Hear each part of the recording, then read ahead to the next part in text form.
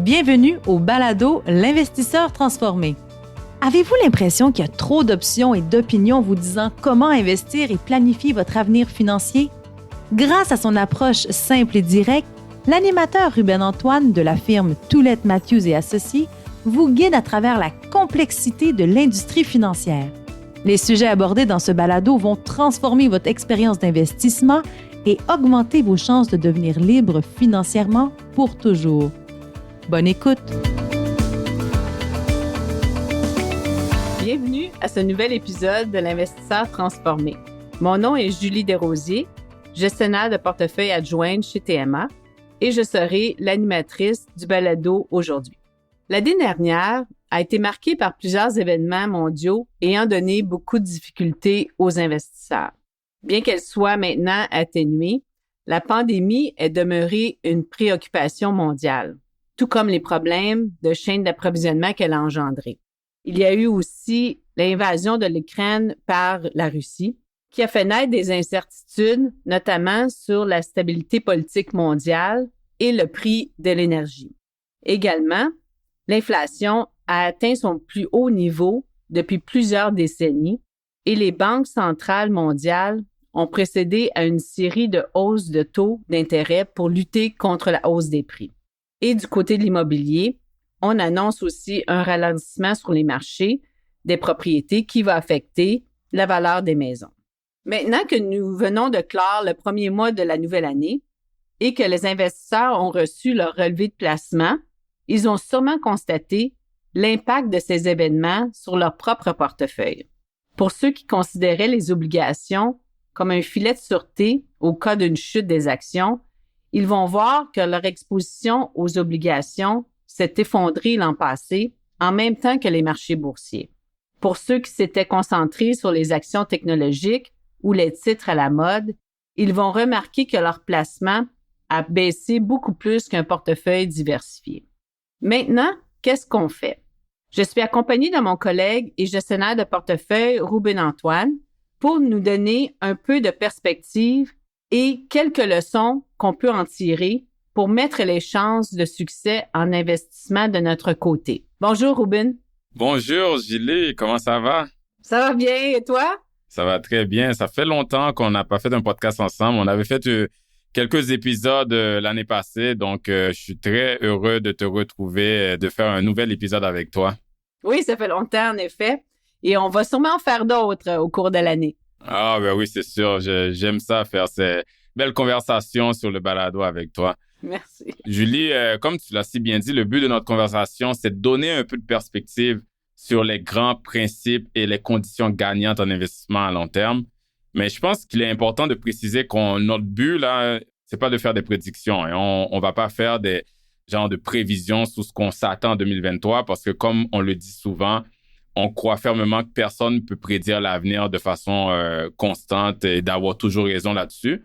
J'ai eu la chance, Julie, le mois passé, de faire une entrevue avec le journal Le Devoir et il y avait un autre gestionnaire de portefeuille qui a contribué à l'article. J'ai bien aimé une citation qu'il a dit. Il a dit « Des milliers d'analystes et économistes nous inondent de prévisions, mais c'est un peu comme la loterie.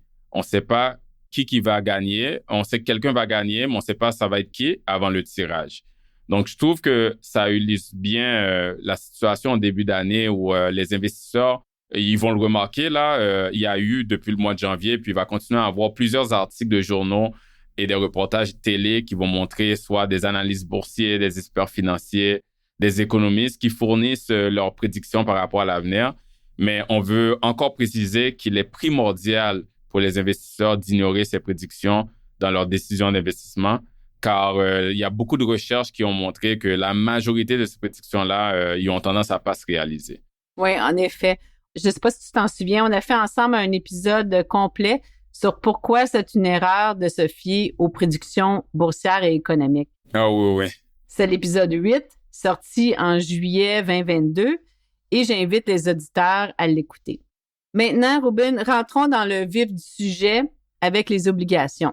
Certaines personnes considèrent les obligations comme une valeur refuge et s'attendent qu'elles prennent de la valeur lorsque les actions chutent.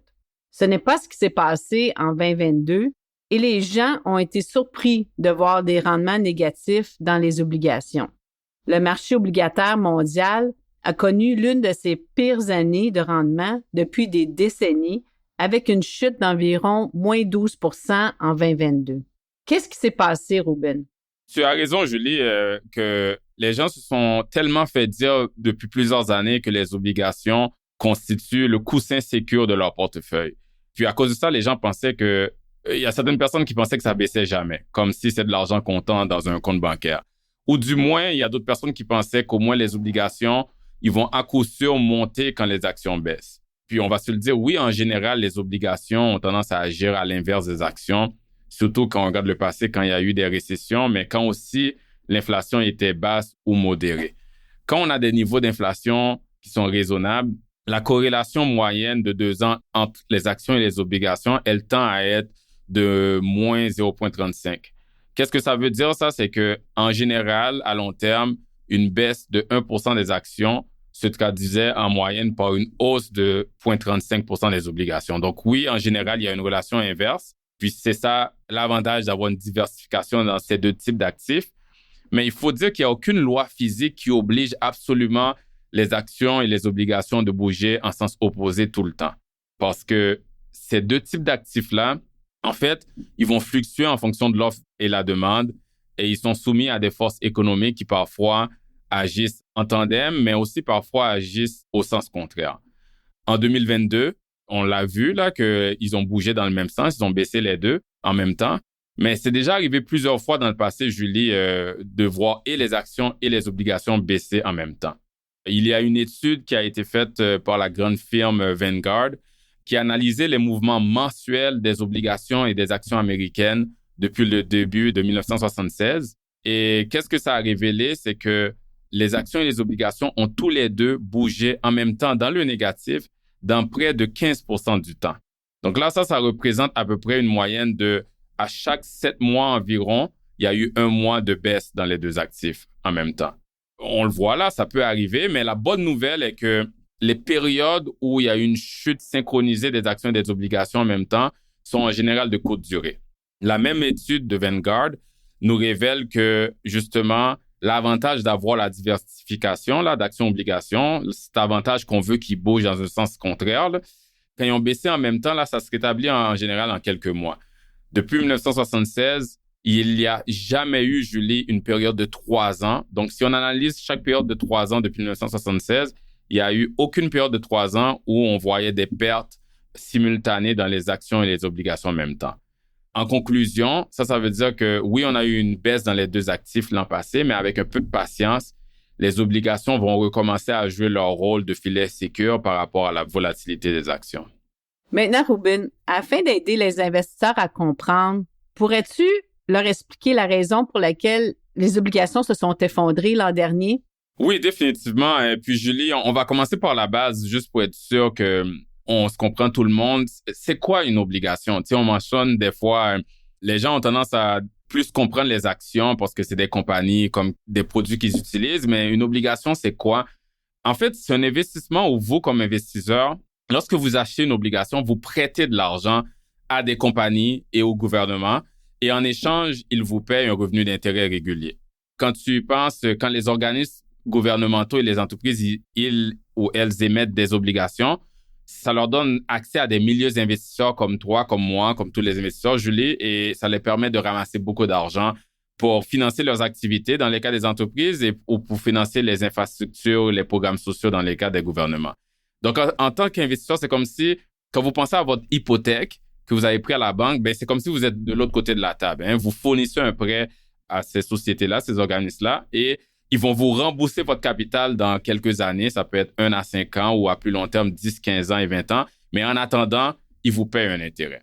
Donc, en général, pourquoi on investit dans des obligations en tant qu'investisseur? C'est qu'en général, c'est plus stable à long terme que des actions. Mais ça, c'est dans un contexte normal.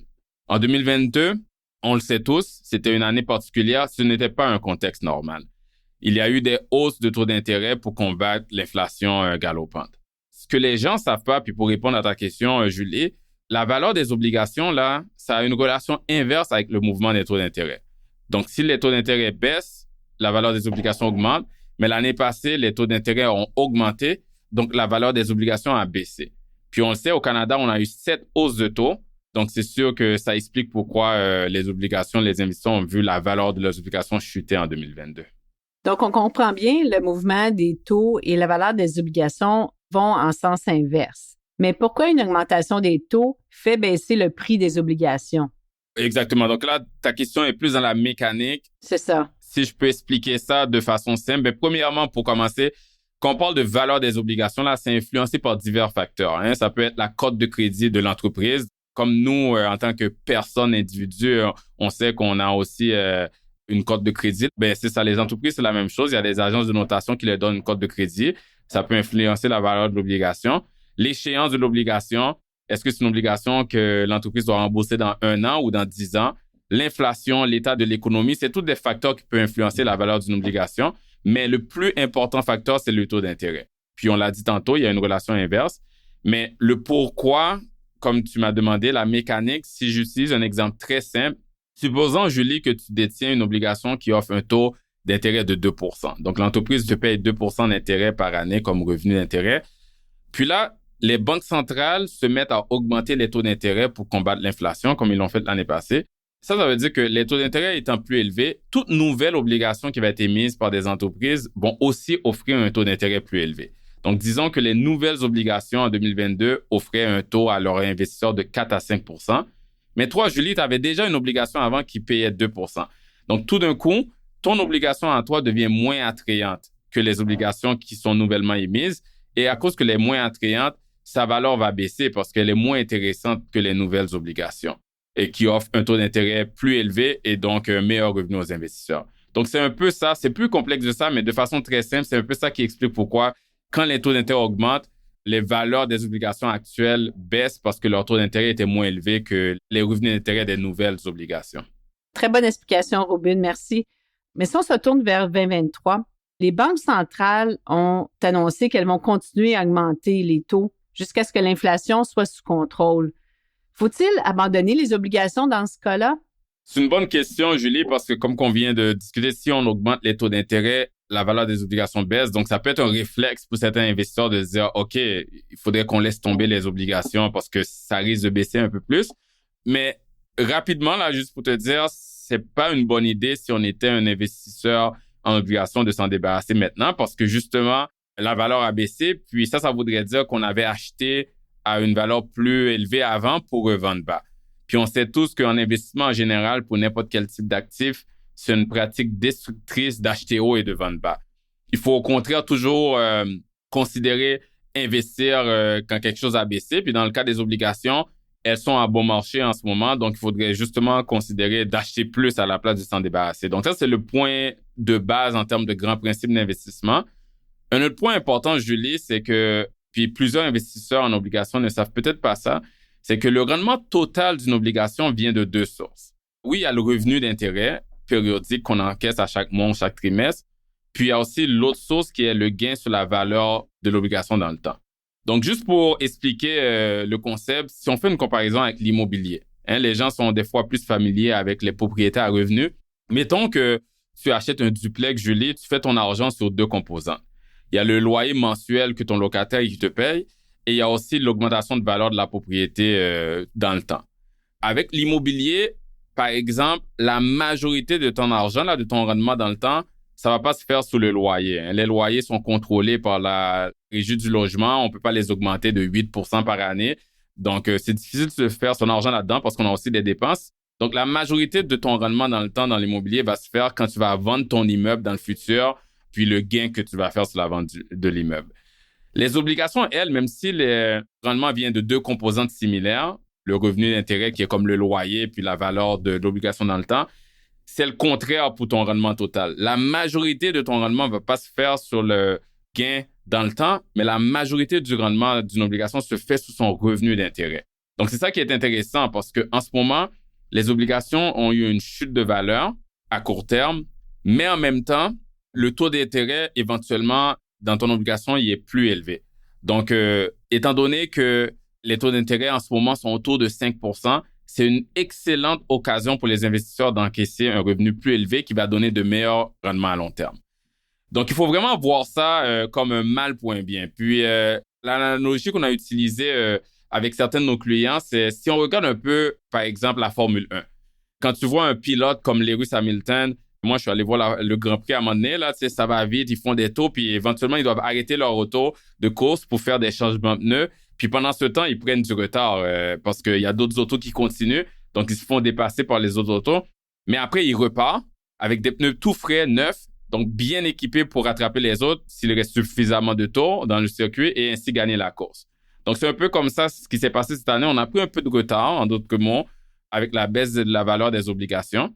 Mais si on a un investisseur à long terme, on a de grandes chances de récupérer cette perte et d'être plus compensé dans le temps grâce au paiement d'intérêts plus élevés.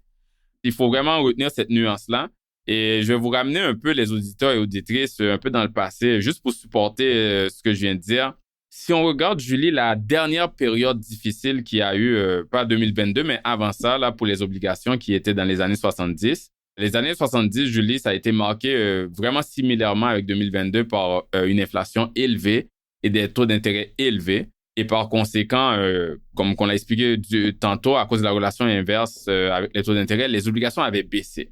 Mais ce qui est intéressant, Julie, c'est que les investisseurs qui ont été patients durant ces années-là et qui avaient réinvesti leur revenu d'intérêt, quand on regarde après le résultat de leur investissement, ils ont presque doublé leur capital de 1976 à 1983. Donc, en conclusion, plus les taux sont élevés, plus éventuellement ça va être payant pour l'investisseur à long terme qui reste discipliné. Donc, on pourrait dire que l'impact de la hausse d'intérêt qui a fait baisser les obligations est plus une bénédiction pour l'investisseur à long terme. Exactement. C'est une douleur à court terme pour avoir un gain éventuellement à long terme. D'accord. Je crois, Rubin, que nous avons fait un bon sommaire sur les obligations. Et maintenant, discutons du marché des actions. Oh yes! 2022 a été marqué par des niveaux accrus d'incertitude, de crainte de récession et de volatilité sur les marchés boursiers. Quand on regarde les indices S&P TSX, S&P 500 et MSCI EFI, les actions canadiennes ont chuté d'environ moins 6 %, les actions américaines de moins 12 % et les actions internationales de moins 8 %.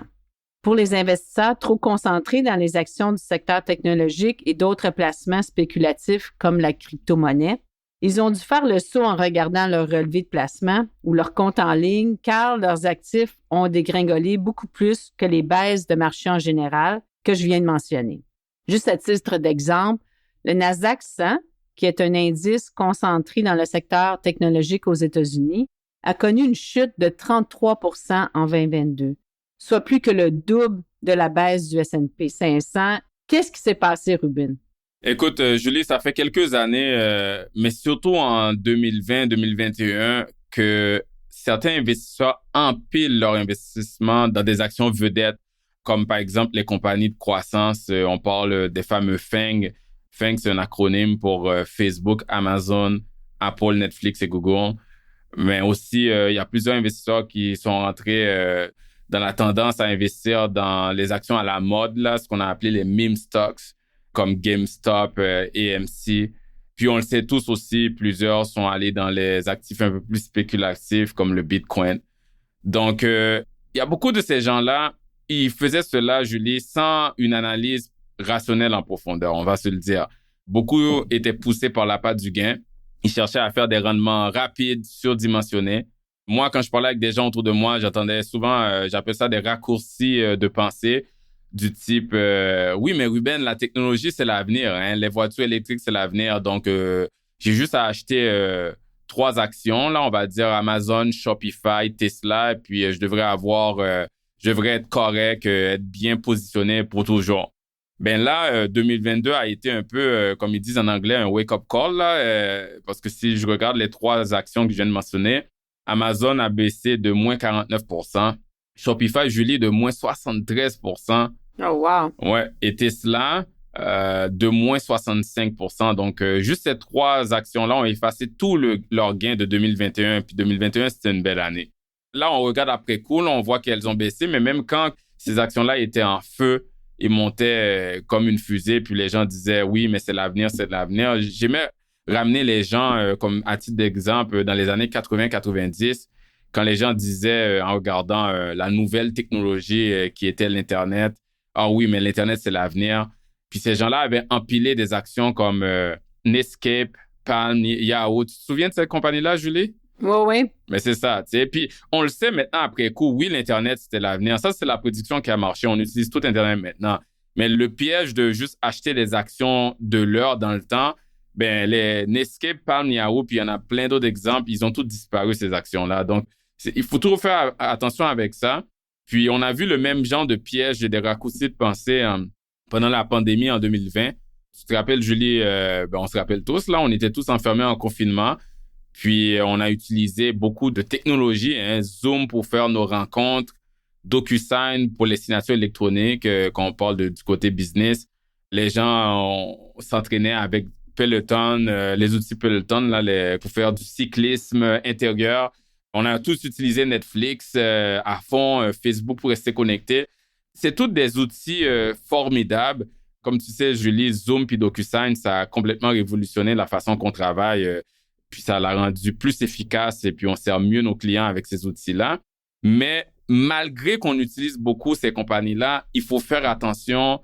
Quand on parle de placement, ça nécessite des analyses de profondeur et puis ça doit être rationnel. On peut pas faire des raccourcis de pensée du type oh, c'est la pandémie, on est tout enfermés, donc c'est ça, on va utiliser ces compagnies-là pour toujours, donc c'est des bons investissements. Parce que si on regarde le résultat en 2022, Zoom, on est en train de faire le podcast sur Zoom en ce moment, Julie, parce que tu es à la maison et je suis au bureau, mais Zoom a chuté de moins 63%.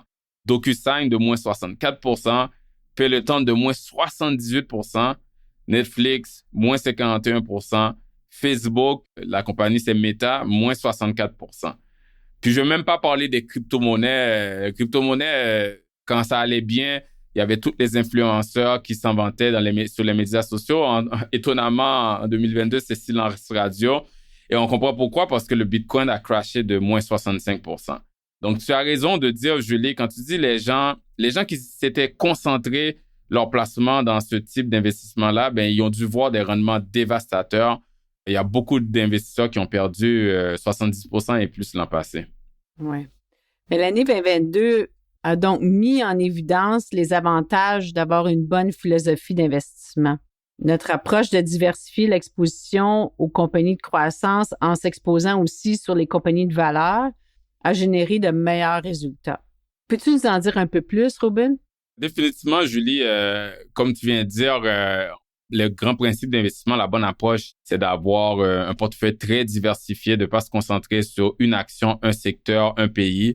Des fois, ça peut être plate pour les gens, mais ça a été prouvé sur le long terme, c'est ça qui marche. Pour réitérer ton point, alors que les marchés étaient en baisse dans leur ensemble l'année passée, les actions de valeur ont été le point positif pour les investisseurs qui en ont dans leur portefeuille. Nous, on a une philosophie d'investissement où on a une certaine exposition sur tout le marché, inclus les actions de croissance, mais on se positionne un peu plus sur les actions de valeur et notre exposition canadienne axée sur les compagnies de valeur a fait plus 3% quand le marché lui-même, le TSX, comme tu as dit plus tôt, a baissé de moins 6%.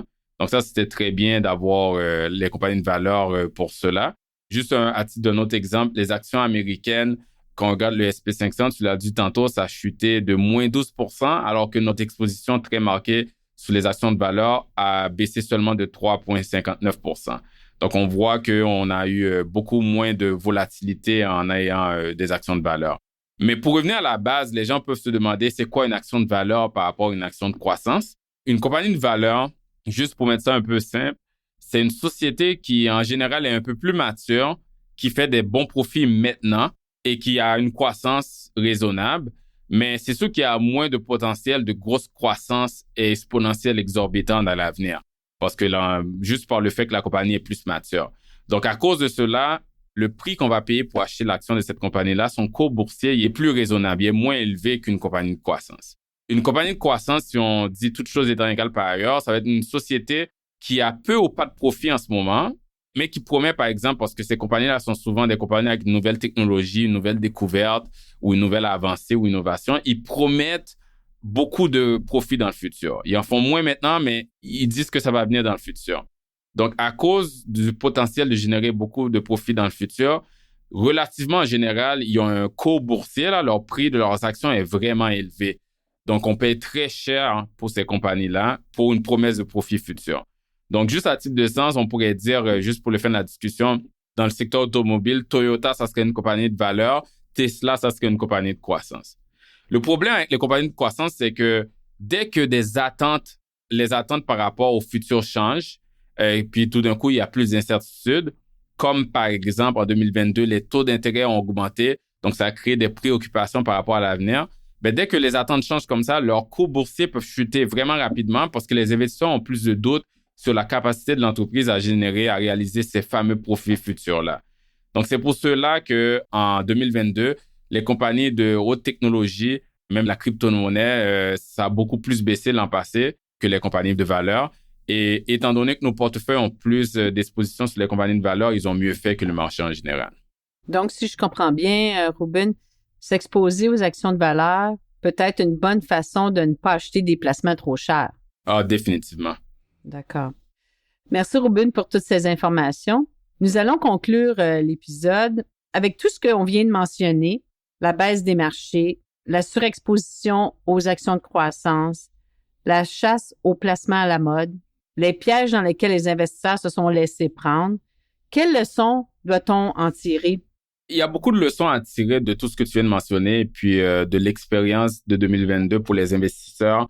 Définitivement, on en a touché beaucoup, mais en général, c'est de revenir au grand principe d'investissement. Il faut essayer d'éviter les chutes massives de compagnies qui étaient hautement performantes avant. C'est essentiel, ça, pour protéger votre capital. Et c'est un grand principe de réussite d'investissement à long terme. Parce qu'en général, là, il suffit de se faire prendre, Julie, dans un seul piège d'investissement et ça peut nous faire reculer de plusieurs années. Il faut contrôler nos émotions, il faut garder nos pieds sur terre, essayer d'éviter les bulles spéculatives, les placements à la mode. On a vu ça beaucoup les dernières années, de ne pas courir après les tendances tape à l'œil là, de l'heure. Là.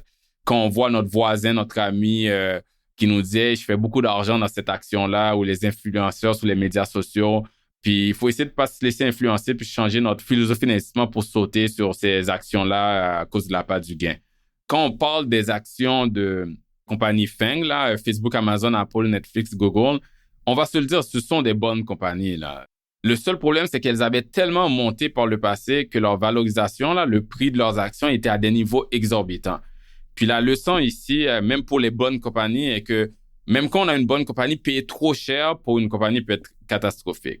Donc, les investisseurs doivent être prudents par rapport à ça quand ils présument que les rendements passés vont se poursuivre à l'avenir. Puis Julie, moi puis toi, on a fait un épisode complet là-dessus, l'épisode 7, que j'invite les auditeurs et auditrices à écouter. Le titre, c'est « Erreurs à éviter en investissement, la poursuite de la performance passée ». C'est sorti, on l'avait sorti en juin 2022. Donc, très important. Et puis, nous, à l'interne, pour nos clients, on a toujours eu un penché sur les placements de style valeur, puis on va continuer à faire ça. Ça nous a aidé définitivement, comme on a dit plus tôt, en 2022. Et puis, il y a beaucoup de recherches à long terme qui montrent que les actions de valeur ont des meilleurs rendements espérés à long terme comparativement aux actions de croissance. Donc, on va continuer à faire ça et ça nous force, pour nous et pour nos investisseurs, à rester à l'écart des prix exagérés de compagnies.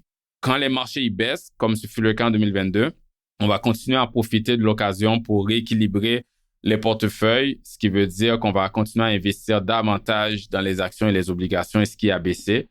Puis ça constitue tout le temps qu'on fait ça une occasion d'aubaine d'acheter bas, puis on va pouvoir vendre plus haut, qui est un principe de base en investissement.